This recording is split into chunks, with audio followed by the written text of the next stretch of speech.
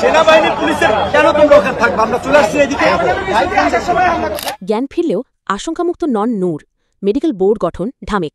Dhaka medical college ঢামেক হাসপাতালে নিবিড় পরিচর্যা কেন্দ্রে বা আইসিইউকে চিকিৎসাধীন গণ অধিকার পরিষদের সভাপতি নুরুল হক নূরের জ্ঞান ফিরেছে, তবে এখনও তিনি আশঙ্কামুক্ত নন বলে জানিয়েছেন ঢামেকের নিউরোসার্জারি বিভাগের চিকিৎসক জাহিদ রায়হান।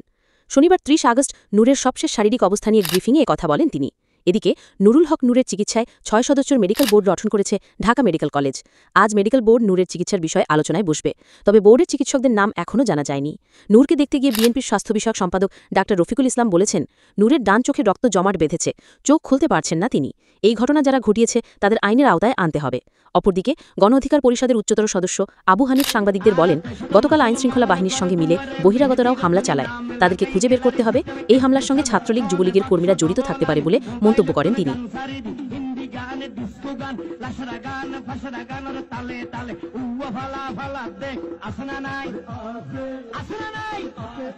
আসনা নাই